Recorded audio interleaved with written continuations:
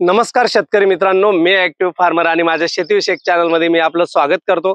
शेतकरी मित्रांनो, सध्या ढगाळ वातावरण आहे, रिमझिम सुरू आहे। अशा परिस्थितीमध्ये जे कापूस पिकावर रस शोषक किडींचा प्रादुर्भाव दिसून येतोय, तर या रस शोषक किडींचा प्रादुर्भाव रोखण्याबरोबरच आपल्याला जोमदार वाढ करणं देखील तितकंच गरजेचं आहे। आणि या ढगाळ वातावरणामध्ये जो बुरशीचा अटॅक होतो त्याचं सुद्धा आपल्याला कंट्रोल करणं गरजेचं आहे। तर यासाठी मी फवारणी घेऊन आलो आहे। ती फवारणी जाणून घेण्यासाठी माझा व्हिडिओ शेवटपर्यंत तुम्ही नक्की बघायचा आहे। तर शेतकरी मित्रांनो, सध्या काय झालेलं आहे की रिमझिम पाऊस सुरू असल्यामुळे आपण कोणत्याही प्रकारचं नियोजन करू शकत नाहीये। जर तुम्हाला फवारणी करायची ठरली तर साधारण 3 ते 4 तासापर्यंत तुम्हाला पावसाची उघड मिळणं गरजेची आहे आणि त्याच पिरियडला आपल्याला फवारणी करणं शक्य होणार आहे। तर असा जर वेळ तुमच्याकडे मिळाला सध्याच्या वातावरणामध्ये, तर कपाशीवर जे रस शोषक किडींचा प्रादुर्भाव झाला आहे तो सगळ्यात पहिले रोखणं आपल्याला गरजेचं आहे। तर त्यासाठी आपण कोणतं कीटकनाशक वापरलं पाहिजे? तर शेतकरी मित्रांनो, सगळ्यात पहिले तुम्ही ॲक्ट्रा हे सिजेंटाचं जे कीटकनाशक आहे त्याचा विचार करू शकता। त्याच्यानंतर कॉन्फिडॉर, या कॉन्फिडॉर जे आहे ते मावा स्पेशल आहे, ते वापरून देखील रस शोषक किडीवर आपण नियंत्रण मिळवू शकतो। त्याचबरोबर शेतकरी मित्रांनो, सायंट केमिकलचं डॉप हे रस शोषक किडींचं स्पेशल आहे, ते जर वापरलं तर 100% रस शोषक किडी तुम्हाला नियंत्रण मिळवता येणार आहे। तर शेतकरी मित्रांनो, तुम्हाला मी 3 कीटकनाशक सांगितले जेणेकरून रस शोषक किडी नियंत्रित झाल्या पाहिजे। त्याच्यापैकी कोणतंही एक तुम्हाला निवडायचं आहे आणि उघडीप मिळाल्यानंतर साधारण 4 तास उघडीप हवी आहे, त्या उघडीपीमध्ये तुम्ही त्याची फवारणी करू शकता। याचबरोबर शेतकरी मित्रांनो, जे पानं कोकडले आहेत किंवा बुरशीचा अटॅक त्यावर दिसून येतो आहे, तर त्याच्यासाठी तुम्हाला बुरशीनाशक घेणं गरजेचं आहे।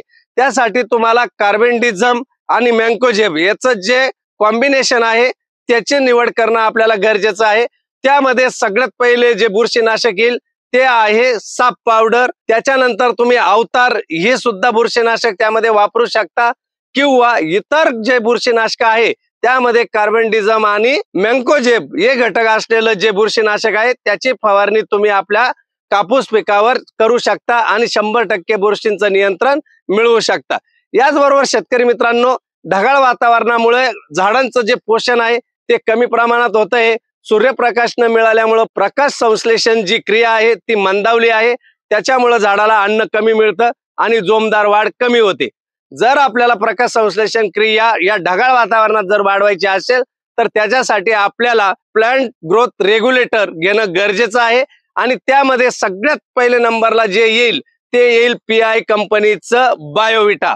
हे जर तुम्ही प्रतिपंप 50 ml घेऊन जर फवारलं तर तुमच्या झाडामध्ये प्रकाश संश्लेषण क्रिया वाढून चयापचय ही क्रिया थोडी वाढायला मदत होईल। त्याचबरोबर शेतकरी मित्रांनो, क्रिस्टलचं न्यूट्रोजन हे देखील एक PGR तुम्ही यामध्ये वापरू शकतात।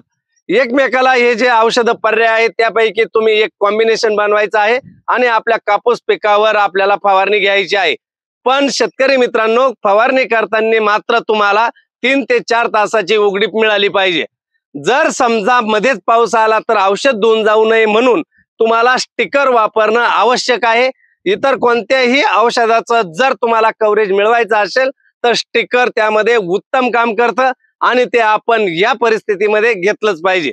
शेतकरी मित्रांनो, मला आशा आहे की मी तुम्हाला दिलेली जी माहिती आहे ती 100% तुम्हाला आवडली असेल।